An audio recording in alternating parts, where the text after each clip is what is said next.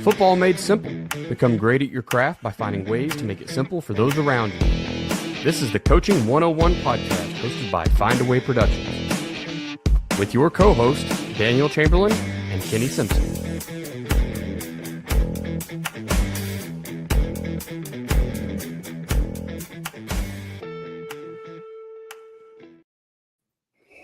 What is happening, coaches? This is the Coaching 101 podcast. I'm Daniel Chamberlain. That is Coach Kenny Simpson. Coach, it's been a wild weekend. Thanksgiving's on the horizon. Guess we'll let you talk about your game. Yeah, man, I may be a little mellow this episode. Our season ended, Friday, and man, I'm not disappointed in our kids in one bit. I thought we played our tails off, and football's a tough sport. There's a lot of things as a coach when you lose a game the way we did that you want to go back and redo, and all the different things you could have done differently. And so we're going to be talking about that today. Ways to improve, because I felt like I let our kids down. When you lose a game by one score as a coach, there's always something you could have done different in my mind. And so in my mind is always, what can I have done differently to give us an opportunity? I thought we did a lot of things really, really well. Our played number 2 in the state. They're going to have a good chance to win it. Probably the best defense I've seen in a while. They're very, very good, very well coached. So we pulled every trick, every old man trick I had out of the bag, and ran stuff we hadn't shown in ever, and stuff we hadn't shown in multiple years to kind of use their aggression against them, and scrounged out 21 points. We hit a 99-yard touchdown pass with 3 minutes to go that I thought was going to probably be the winner. And then, man, they did a great job of kind of converting, going down the field and scoring, and it wasn't meant to be. So we lost 24-21. I hope that team, Elkins, goes and wins it all. They're a classy program and play football the right way. And, I didn't like them a whole lot Friday, but I respect them. I think they do a good job up there, and would love another chance at them, but that's not the way it's not the way the game goes. So that's right. We don't get we're going to fives, huh? Yeah, we wish it was, but you don't wish it was when you win those types of games. And last year we won a lot of those. I think we won 6 one-score games last year. This year we're 0-2 in one-score games. So you kind of come back to the mean, usually the way football kind of goes. But proud of our kids, man. It was a great year for our kids. And a week or two from now, when everything, I probably won't be back to normal until everyone's done playing. When they're done playing, then I can look back and kind of really enjoy. Our kids went 33-5. Senior group did, and did a lot of things that no one thought we could do. So very proud of them. And we'll talk today about, now you look at how do you get better, because the goal is not to be the same, it's to be better than you were last year. Yeah, it's always a tough one when season comes to the end. And I was talking a little bit before we hit record here, and the week before, I've been kind of going to some games at a local team here that I've kind of kept my eyes on over the years, but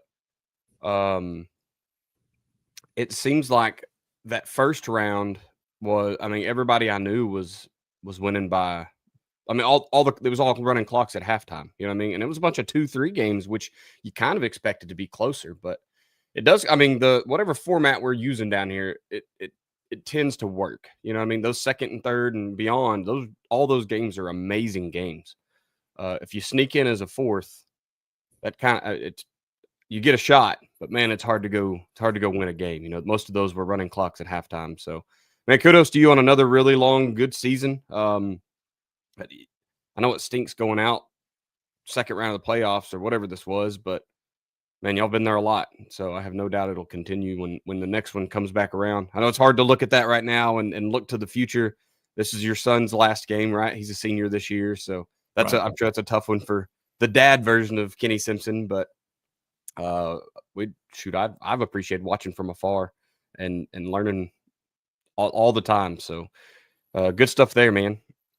I lost my script. There it is. Before we go on any further, let's go ahead and just knock out our quote of the week, and then we'll jump in the ads and we'll push on. Sure. Quote of the week I thought would be a pretty good one. We're going William Shakespeare here, because we're talking about kind of learning this offseason. It's pretty simple. The fool thinks that he's wise. The wise man knows that he's a fool. I think that's the biggest key for me as I've gotten older. When I was young, I thought you would reach a point where you knew everything, or I already did know everything. And as I've gotten older, you start to realize how much you don't know, how much you can still learn. Yep. The ability to continue learning is, and we see this a lot in football. Joe and I on the other podcast, we talk about it all the time with that. You fall off the cliff of stupidity. Everybody thinks they have all the answers in the beginning, and then you quickly learn it's not quite so much. It's hard to keep learning, though. It's hard to not just settle in and think you've got it figured out. All right, man, real quick here, if you don't mind, just share some other ways a coach can make things simple for his staff and athletes. All right, if you're a live watcher, I'm sure you've been here before. If you are, we greatly appreciate you. We are going to pin in some ads here when it goes back to the podcast. We're going to jump right back out of it here. Appreciate that, Coach. As always, guys, listen to those ads. Go talk to Mark and guys over at Ace Sports. Get a board that fits for you today. I'm sure most of your seasons are coming to an end now, but Doug will be ready to work with you at Winning Edge Performance Analytics as we kind of get into the next year. It's a great tool to have in spring if you want your guys to kind of practice tagging film in a system as you go. It's a little more complicated than you think. It's not one of those things you want to buy the week of your first game and try to implement. You at least want to get some time on there and set it up for you and your system.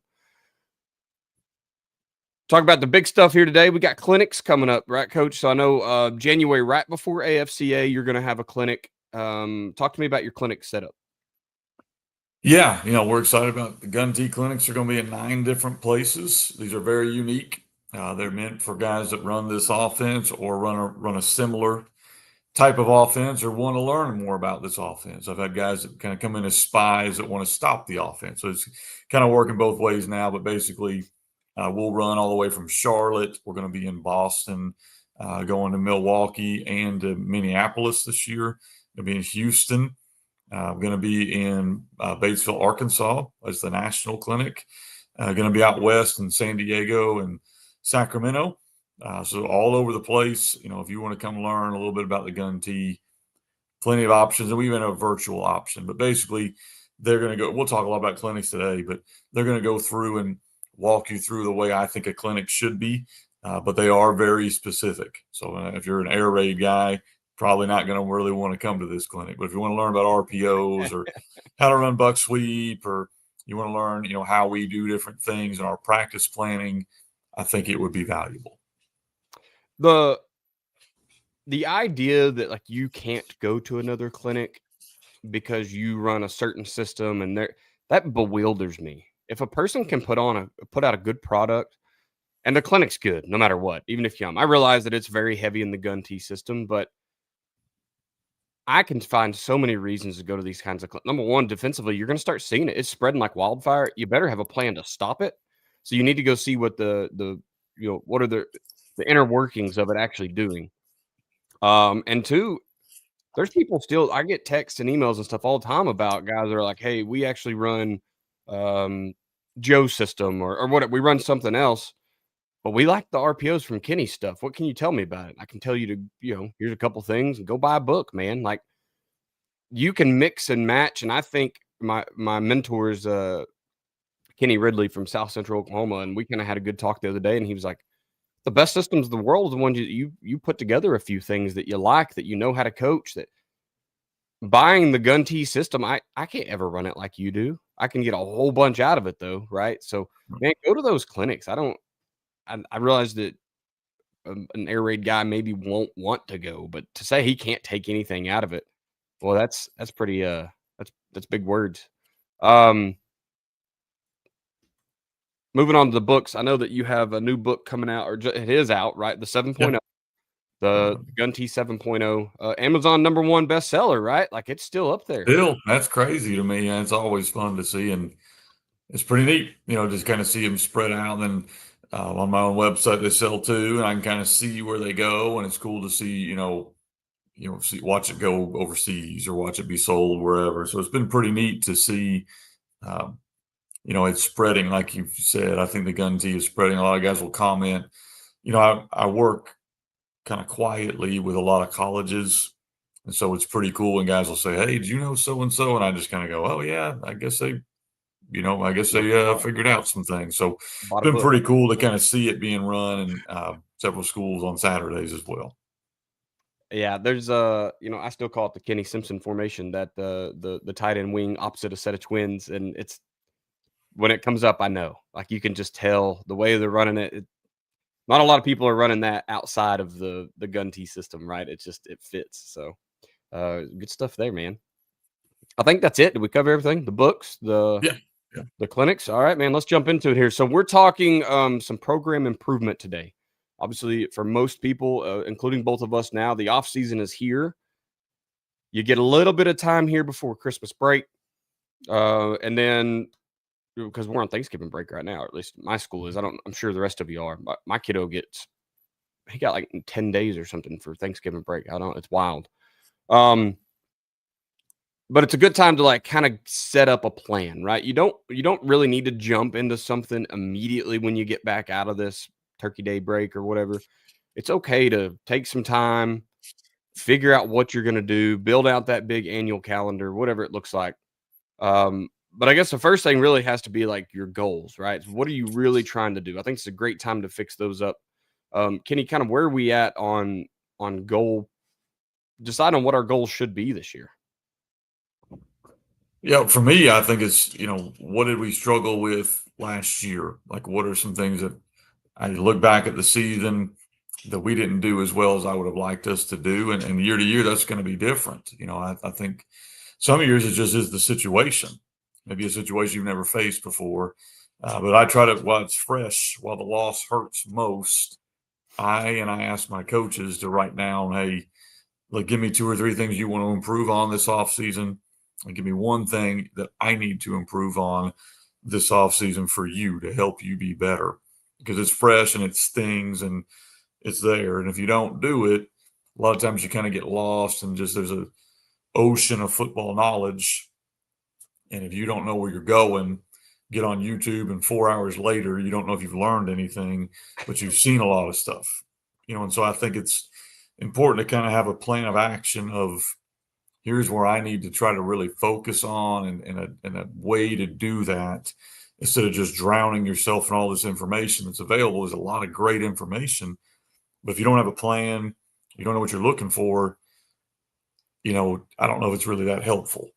And so, to me, specifically this year, I mentioned earlier, last year we were 6-0 in one score games. This year we were 0-2. So, number one thing for me is we got to be better in situational football. What did I do different this year that I didn't do last year? Right. Or what can I add into it where we can be better? We lost 2 games this year. In both games, on the offensive side of the ball, we had the ball with a chance to retake the lead in the fourth quarter. And on the defensive side of the ball, we had the lead in the fourth quarter and we gave it up. And in the special teams game. So it affects the whole program. What did we do in those games that we can make sure we don't do next year? Because I don't like losing, and so we got to fix that stuff. So to me, that's a big priority just because this year that laid out. And so there's a lot of different ways you can look at that. I know Chris Parker has a book I just bought off Amazon that has 100 situations that you don't think about. And so maybe that'll help me. Maybe it's myself just reflecting on what we did and coming up with my own plan. Maybe it's working with our coaches and our players and coming up with our own plan. But that's something that is specific for me. But I think every coach needs to kind of think about, hey, what was the number one issue we had? Maybe it was a cultural issue for you. Maybe it was your kids quit in high moments. Like for our kids, I don't have to worry about that, but I did several years ago where we would get down and we would hang our head. And even last year in the semifinal game, we got down and at halftime, I remember going in going, what in the world? I feel like I'm warp speeded back 5 years to where our kids are done. Like they don't think Right. we can come back. This year I walked in and our kids fought and hit a 99-yard touchdown with 3 minutes to go in what looked like a hopeless situation. So we worked on that stuff and that helped. Now we got to work on the other stuff. I think every year, if you're a coach, a head coach, you need to work on how can I be better at communicating? What can I do to communicate with our staff and our players in a better way? Can we reach more people that way? Can we grow our staff more that way? And I think that's something I always have at the top of my list. I think you got to always think about what we're going to do in the weight room. Ultimately, we can sit here and we can talk culture, we can talk scheme, and that stuff matters a lot. But if my players are bigger and faster and stronger, my odds of winning go up. Yes. So what am I going to do in that world to get where I want to get? We're blessed to have Price Holmes, who I think is the best strength guy in the country. We work specifically with our kids. I'm trying to kind of encourage him to do what I'm doing in the weight world with other programs. I think he would be great at it. But we're blessed to have that guy. You may not be blessed to have that guy, so you have to go find that stuff. Then how are you going to encourage your kids to want to be part of that? Like our kids love the weight room now. It wasn't always that way. How do we get to that point where they recognize this is a tool to get me better? And then, guys, I've written 44 or 45 books. I'm still wanting to improve my knowledge of the game. And I think a lot of times the way you do that, we're going to hit the next question, but one of the ways you do that is you produce your own stuff. Like you come up with your own PowerPoint. You come up with your own Google Doc. You come up with your own practice script. You come up with your own. You can get ideas from other people, but if you really want to grow, don't use AI unless you want an example. You produce your own, whatever it is, in that world. So yes, I bought a book from Chris Parker. I'm probably going to use a couple other resources. And then guess what I'm probably coming up with this year? My own situational type of material. I may not sell it. It may just be something I keep for myself. But it's something I'm going to learn as deep as I can because I feel like in the most years we're really good in that stuff. This year we took a step back. Why was that? And I want to fix that. I kind of what you talked about there at the beginning is identifying where you're maybe made a mistake. Look, sometimes the ball just rolls the other way, right? There's not much you can do. You got pinned at the 1 yard line and you threw a 99-yard touchdown pass. Like sometimes, special teams wise, maybe you should have tried to catch that and get it out of there, but then you muff that and fumble it. And now they got the ball in the 10. Like there's so many ifs and ifs and buts or candies and nuts, right? Like it's just tough. Football is so wild because there's not a perfect way. You're never going to be perfect. Sometimes the ball just has to bounce your way a little bit. I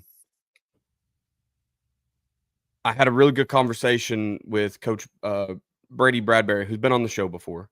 I talked to him after his game, and man, they won a brutal defensive game this past weekend, and of course he was jazzed up because they were, moving on to the semifinals. But kind of what he first said was, I was like, dude, the defense was phenomenal. Twice the other team had the ball, and kind of like what you're talking about, Kenny. Like twice the team could have gone down and scored and taken the lead, and probably put the game away because neither offense had been doing much. And he was like, brother, when we built this thing years ago, right, we built it to hang our hats on the defense in big spots. So, like culturally, sometimes that's just where people are. And I know you've said it before, Kenny, right? Even though you're an offensive guy, you sell an offensive system, the gun T system, you still want playmakers to start on defense, and we'll make it right on offense, right? I don't want to call them leftovers because that's not true, but the kid that could start on either side goes on defense. We get the kid that might be a little more specialized or whatever. So it's hard to hang your hat and be like, man, I haven't done enough, because you're already trying to set your team up really well. I'm pretty interested to see where you go from here, because that is a tough situation to be in. I think improving in situational football is something that like there's so many. You could never know them all. Something I've enjoyed the last couple of years, kind of being this consultant role with Bristow, is I get to be that guy, right? I jump on the Mike D podcast almost weekly now, and I talk ball with him. So I've got a lot of the rules figured out, and I say it all the time, weaponize the rule book. I weaponize these situations. Like, hey man, here's what we're seeing. This is what we're coming down to. I don't know that every coach has one of those up in the booth going, hey dude, remember, we're trying to let the clock run here. Or, hey, we got timeouts, get them ready, right? Call them when you want. I'm not your boss, but just start thinking timeouts. Or They've not been good against, unbalanced stuff here. So whatever you got, let's lean into that. I don't know. It's just having a guy up in the booth that remind you, just like that little fairy on your shoulder. Hey man, here's a good chance to do this, or we practice this, or we didn't practice this in the last couple of weeks. So start talking about it in the huddle, right? We're going to have to do the crazy win at the end of the game, toss it back 1,000 times play. Anyway, situational football is hard. It's good. Like, give a guy that task. I know you've said that before, Kenny, right? Delegate some things out. Give guys something so that they become your situational guy. What can we expect here? With your communication with staff and players, that one's it starts now. It really does, right? Setting up that communication, ensuring that no one's afraid to speak their mind or to tell you what they another good friend of mine called me this week and they were playing over in the Arkansas playoffs. And he said, he called me and was like, I don't like our defensive scheme this week. I don't like it. And he's not the DC. He said, I don't like our game plan. And he said he had went to the DC and told him, I don't like what we're trying to do here. I think they're going to take advantage. Here's what I think would work. And they said I had a really good conversation about it. And it turns out on Friday night, they ended up going to more of what my buddy said. Because the DC, his eyes were kind of open. He's like, oh, yeah, there's some things he hadn't thought of, right? There's a way to communicate that without blowing up in the stinking meeting room or trying to belittle your superiors in front of everybody. Went behind closed doors, like, hey, here's what and he showed up with a problem and an answer. And I think that's huge. But just ensuring that you have a staff that's okay. If your defensive line coach doesn't think that his guys can get done the thing that you just said you're going to do, he needs to be able to go, hey, man, I don't think we can do that. Here's a couple ways I think we can get the same idea done. We just do it a little bit different way.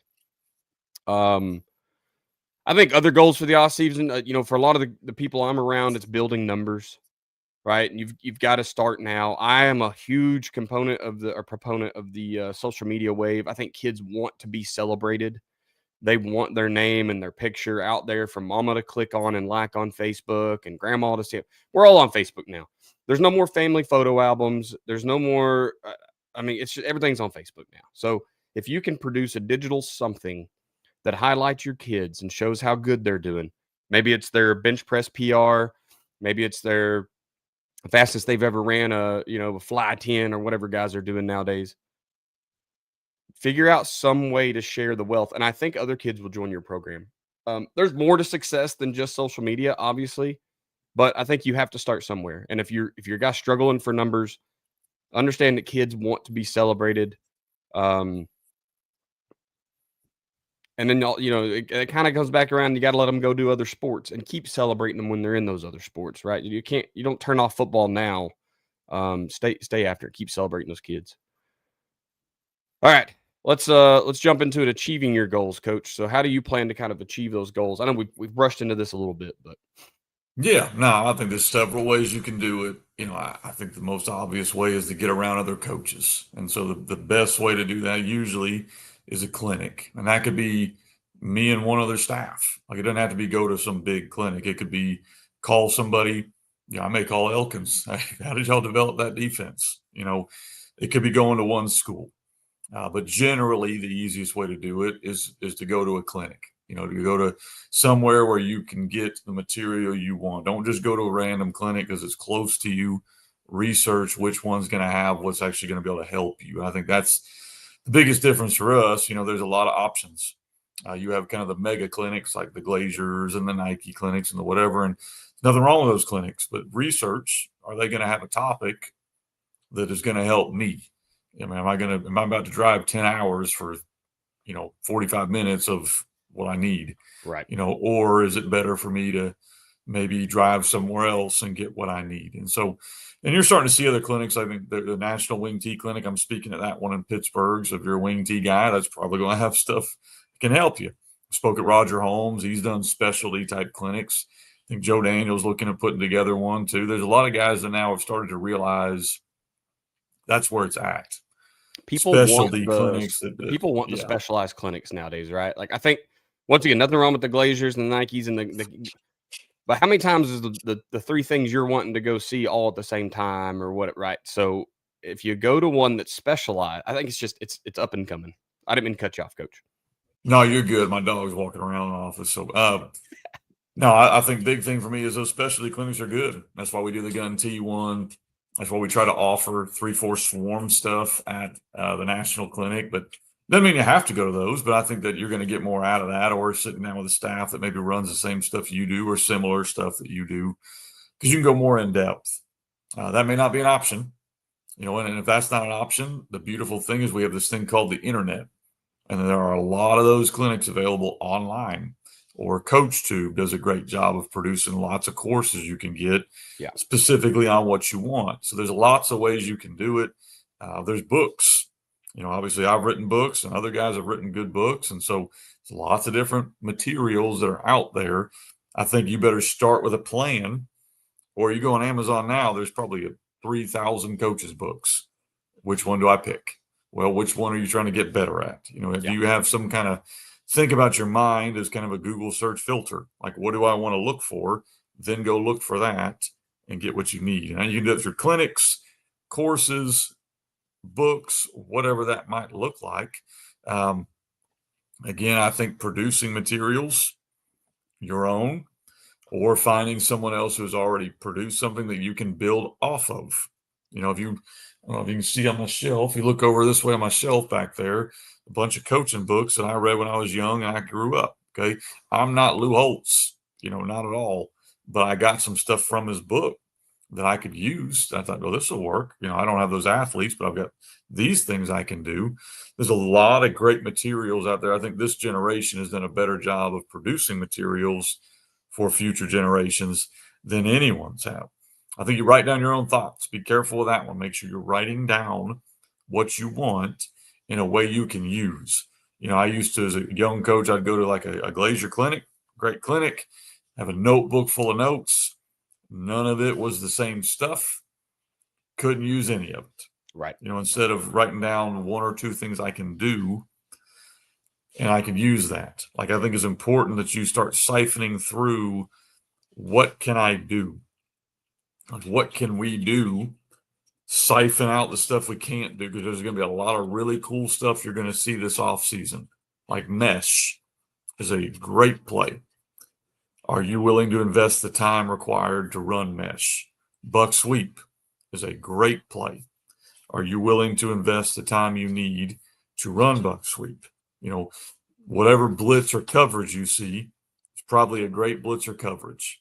Are you willing to invest the time you need to run that correctly? Because if you try to run everything, anything you do is going to suck. Yeah. You got to be good at something. And so I think that's important when you're going to these clinics, siphoning through all that. Okay. I also think you need to look at meeting with your own staff. That's something we're going to do. It might be through a text. It might be through Zoom. A lot of my guys coach other sports. So it's not going to be always some formal whatever, but I would like to meet with everybody on my staff once a month. It might be just me and them because they're coaching soccer or wrestling or whatever it is. It might be 10 minutes. Go out to eat. It might be whatever. But we need to continue to build that relationship and continue to build on improving. What are we doing to improve? What can I do to help you? Those are the 2 main questions. What are you doing to get better? How can I help you? Those are what I want to know from those coaches. Weight room's huge. There's no way around it. You've got to get stronger. You got to get faster. The game is all about speed. Defensively, we had 1 kid on the field over 200. We had 2 kids over 200 pounds on the field. We're the number 3 defense in the state. We just lost to the number 1 defense in the state. I think they had 2 kids on the field over 200 pounds. They were both playing linebacker. They weren't even playing D-line. The game is about speed. How do I get speed on the field? How do I get strength with that speed so that we can make plays we need to make? So weight room is important. Got to figure that out. I'm not the expert in there, so I go hire really good guys. Yep. What's your answer? Sorry, I caught me in the middle of a coffee drink there.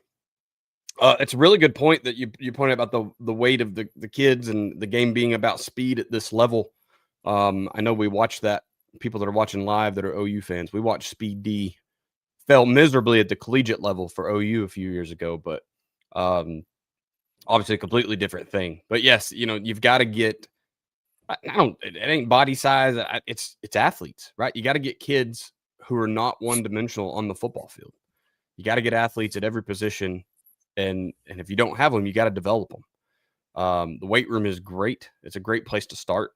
I think it's the great equalizer, right? If your program doesn't have a weight room or it's a subpar weight room, that's what you need to start. Don't worry about turf or an indoor. You don't need that crap. You need a weight room. You need a thing that actually matters at the end of the day, right? You can go out and paint lines for the rest of your life, and your team hasn't benefited or lost anything from the guy down the street with turf. But if you ain't got a weight room, you're never going to catch him. Another thing I think you need to start thinking about improving those kids. You talk about speed, improving agility. I know you're a big Feed the Cats guy, right? With Tony Holler. We do the athletic speed and movement with Del Basquette. Both great programs, both out there trying to help you get your kids faster, right? In a variety of ways. And I think the programs are so different, you honestly could use both. And you're going to get something different out of both of those programs. Where Tony Holler is that getting your kids super fast through a mentality. We have the same mentality at Athletic Speed Movement, but ours is more of the agility and between the tackles and getting your defensive end to put a foot in the ground and run back and retrace on a screen, stuff like that. So I think you could look into both of those programs. Coach, I don't think I've ever met with a staff in the offseason, and it could just be because I'm always the outlier. It's no secret that this was my first year to be with the same team for consecutive years. So perhaps that's why, but it's meeting once a month. That's not a big ask. And it does kind of help you keep guys, I guess, kind of pushing forward, right? Like make sure they're learning, because I'm sure it's easy I don't know. It's the different thing with me is that it's hard for me to tell what's normal because I've been podcasting or self-learning or whatever the entire time I've been in football, but a lot of it so that I can come onto a show and talk about a scheme I've never ran or increasing my leadership skills or whatever.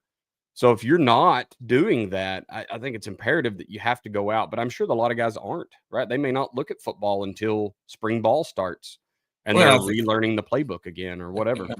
And the way I think you approach that, and like the way I've tried to approach it is I'm going to give them the opportunity. You come up with 2 or 3 things you need to improve on. There probably should be. I've got good coaches, but not always are you going to get this. They should be their own harshest critic. I've got to do X, Y, and Z. Well, guess what? If they don't come to me with what they need to improve on, then I'm going to tell them, and it won't be nice. Here's what you need to get better at, because that's my job, and I've got to get better at stuff too. I mean, it's not a you suck and I'm good. That's not the conversation. Right. But the conversation is, if you don't have things you think you need to get better at, let me show you a few, and it's better if it probably comes from you, because now you've decided what you wanted instead of asking me to critique you because I'm going to, and so, and I want you to critique me. Like it's not a I'm better. It's just we're all going to get better. And if you're not wanting to get better, you need to get gone, because that's not how we run things here. Last little bit before we move on here. I think this is one of those places that can be overwhelming, especially if you look at it right now. Maybe you just lost out of the playoffs, and if you got this deep, your improvement list is probably a lot smaller. Maybe your season was really done by week 6. Kenny's fighting a fly over there. I think he's got to go find him a fly swatter. But maybe, week 6, you were eliminated from the playoffs and you're just trying to survive. Maybe you had an 0-10 season, right? If you've got one of those, it can look overwhelming. I think what's imperative right now is that you take every piece of what you need to improve. Is it stopping the run game? How many ways can you develop a better run game on defense, right? Is it weight room, defensive line play? We got to get better at fundamentals, linebacker reads.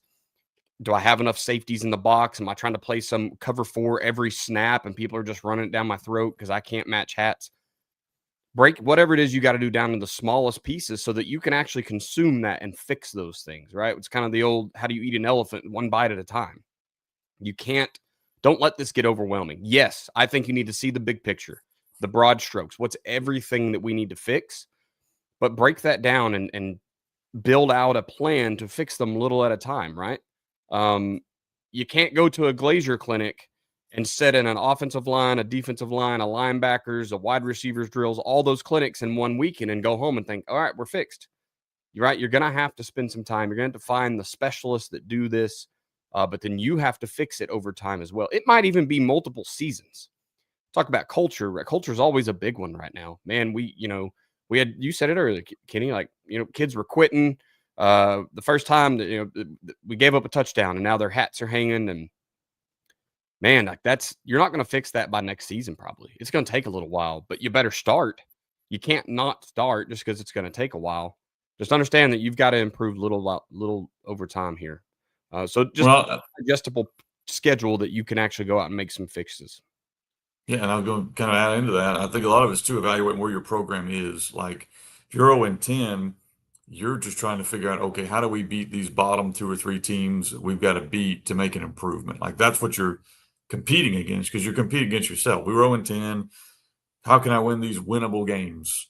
Yeah. If you were 5-5, how can I get to 8, get us in a better spot? Where we were last year, semifinals, there's only one way to go from there. I mean, like that's where you're now looking at how do we beat the elite of the elites? And like you got to know where your program is. Like if you were 0-10 and you had 4 games that were, at least somewhat competitive, those are the games you need to focus on to get to that step. Then if you were 4-6 or 3-7 or 5, whatever it was, how do I get the next 3? And then you kind of build from there. It's not realistic to think you're going to go 0-10, 10-0. It happens, but it's usually small steps in the correct direction. Yep. Love it. All right, man, let's jump in the last part here and kind of what do you look for in a clinic? So, obviously you've got some clinics that you're going to put on. I'm helping Joe set one up. So if you guys are looking to get into the 4-2-5, I think we're going to have a couple clinics for the 4-2-5 this year. And we'll get more information out as those come along. But what should guys be looking for? We talked about it earlier. You can go to Glazier and you can fill up a notebook and not do any of it. So how do we make sure that we're going to one that actually helps us improve our program? Yeah, I mean, I actually model a lot of the clinics that I do off of guys like Tony Franklin. He put on one of the best clinics I've ever been a part of, and I attended clinics left and right, and there's good things from everybody. So I think that it's really what you need. But here's kind of what we try to do at our clinics and what I think has been helpful for other people. Number one, it's topic specific. Like it's going to be over what I need to learn. We're going to try to offer something. If you're an offensive line coach or you're a you're a guy who want to learn RPO game or you're a quarterback coach, we're going to try to have offerings that work for that guy, things that can help them get better. I think that the topic matters, and it's stuff that we're going to be able to do with our athletes. It's really cool to hear, Nick Saban talk, or really cool to hear whoever the next hot coach is talk, or they bring in the D-line coach from the Jets, or they bring in the guy from there. And that's really fun to go listen to. And there's nothing wrong with that. You're probably not going to be able to do that with your 14, 15, 18-year-old kids, unless you're at some place that has a bunch of kids that could play in the NFL. So it's neat that you heard that guy. You don't have those guys. So you have to modify and adjust. So it's probably, I've always found better. I love hearing a D3 college coach talk, or I love hearing a high school coach talk, not at an elite school, but at a school that has the same demographics that I have. Because now we're speaking the same language. I'm not hearing a guy that's got different tools than I have. Like you're not going to go learn how to sprint from an elephant. You're going to go learn how to sprint from a cheetah, somebody who matches what I want to get to. So I think it's important you kind of give those guys a little bit of those are the guys you need to go listen to.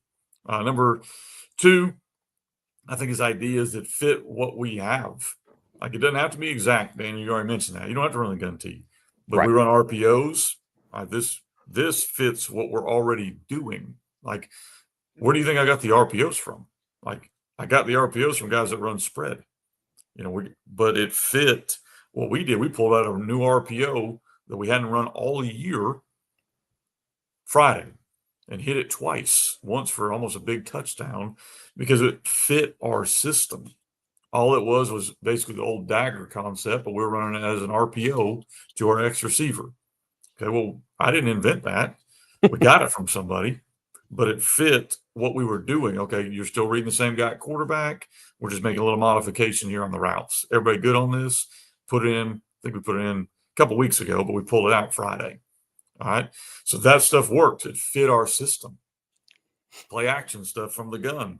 I'm always looking at different guys running gun play action because we run play action from the gun. What concepts are they running? So we took one of those, held in our back pocket, pulled it out Friday night.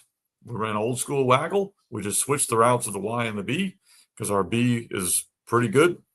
We hit them twice on it because we knew that would carry the vertical, bring them underneath. It's not new stuff. Right. It's stuff that fits what we're already doing. So I can stick that in on a Monday as a quick adjustment. We spend 2 minutes on it and it's in. Not, hey guys, we're going to put in mesh this week. That's probably not going to work. So are you sure? Yeah, it's probably not going to work. I mean, it worked on Saturday, once. Coach. Yeah. So it's one of those deals where it fits what we do and I can make it work with what we do. Instead of going into a clinic going, we're going to do this and that and this and that, does it fit what our kids can do, and does it fit what we're already kind of wanting to do defensively as well? Okay. Then we look for connections at like clinics. I'm looking for dudes that run the same kind of stuff I run. That's one of the things we love about the gun tee is everybody in there runs it. So a lot of times you can tune me out if I'm boring. Right. Talk to the dude next to you because he's running the same stuff you're running. So can I go to a clinic, find guys that are running what I'm running, where I can talk to those guys throughout the year? That's why we do socials and we do different things so guys can visit with other people running what they're running. I think that's just as important as a clinic is because now you got a relationship there where y'all can bounce ideas back and forth off each other. That's why we have a Facebook group for the gun tee. That's why we have an email list for the gun tee. That's why we have that stuff. Is it's not a one-time deal. It's something I can go to and I can continue to build off of that. So that's why we do what we do. I think player demo at this point is the best thing we do at our clinics. And Daniel, you've been to a few of them. I think that's where you see I can get up here and give you a PowerPoint. I can show you a play. I can talk about this. I can talk about that. Come watch me do it with kids. Right. And watch, oh, that's what he meant when he said this. That's what he meant when he said that. Oh, it's really that simple. Those are the things we want guys to walk away learning is it's that simple. Here's the little nuances in the words we say to correct something. Here's a drill not done perfect, and here's how we're going to fix it. Yep. And that's how you learn. So player demos, I think, are big. You could obviously go watch somebody practice if you want to. I would, again, with caution to make sure you go watch somebody who's got similar players that you do. Watching Ohio State practice was really cool. We did that a couple of years ago. Really fun. I took my son to it. Had a great time. Why don't we practice like that? Well, son, did you see the 45 coaches they had setting up the drills and the guys they had going one way? So you got to be careful. It's good to get an idea, but it's not necessarily something you can always emulate at a college.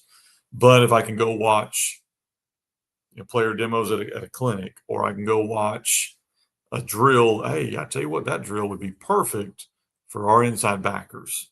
Again, be careful. Make sure it fits your system. But I think watching the actual drill, and there's so much stuff now on CoachTube.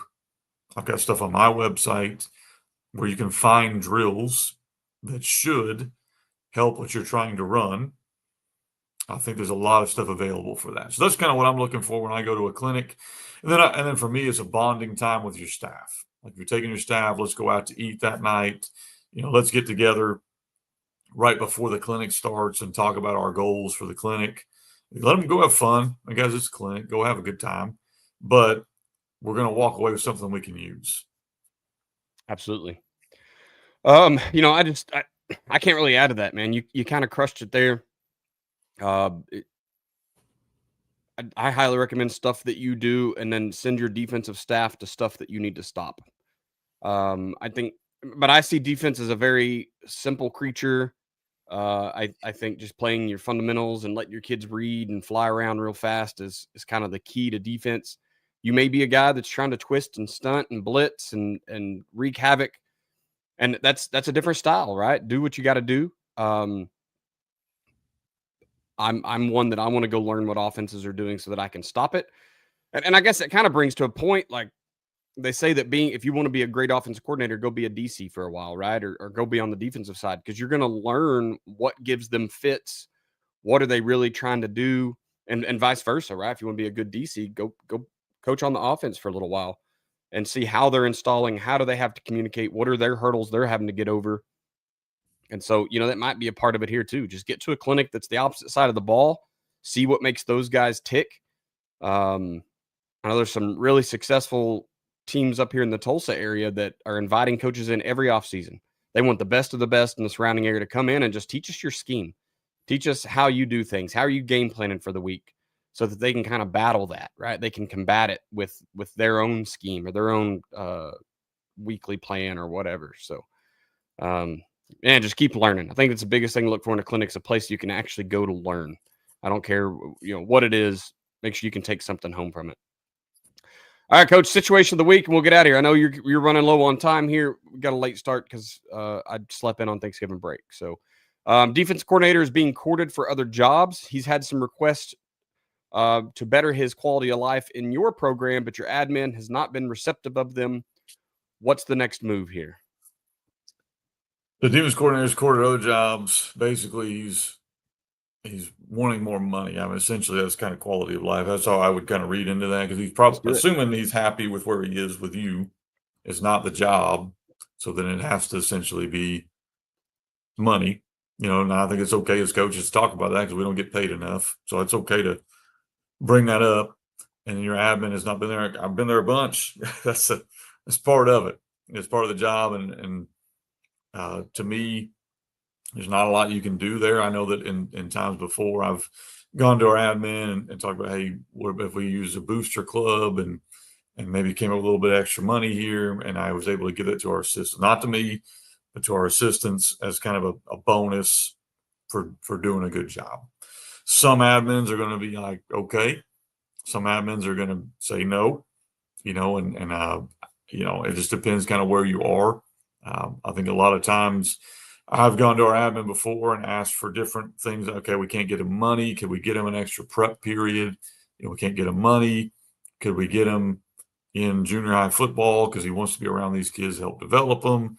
We can't get him money. Could we get him out of the second sport he's having to coach because he's exhausted? So there's lots of ways you can try to go around that and work it. I think it's important that, one, if you're in this situation, you probably were successful.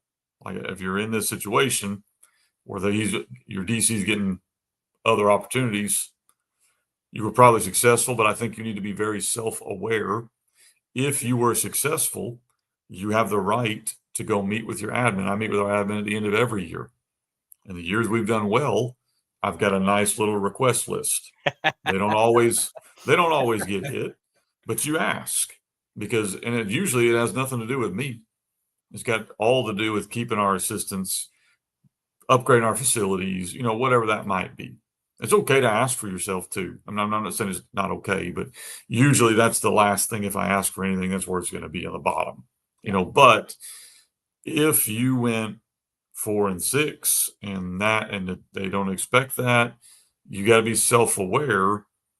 That might not be a great time to ask for things. Like you just got to kind of be aware of, where am I? Am I in good standings? Do they want to keep me? Then if you're at that place, you have those conversations. If you're not, be careful.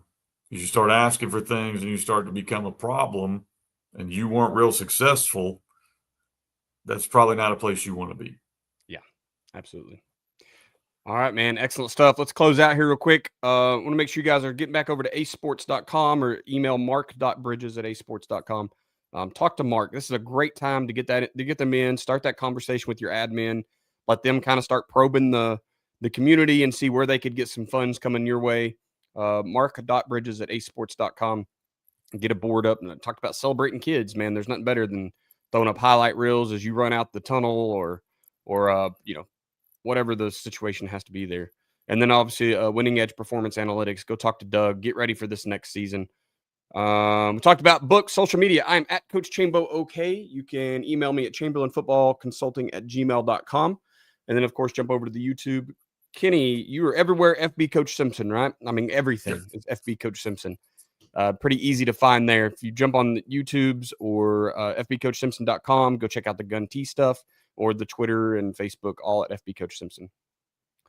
We want to thank you for being a listener to the Coaching 101 podcast. We'll hope you'll join us next week as we continue to make the complex more simple. Please consider subscribing to the show so you'll always know when the new episodes are out. We'll leave you with this. It's hard to beat someone who never gives up. No matter the situation, find a way.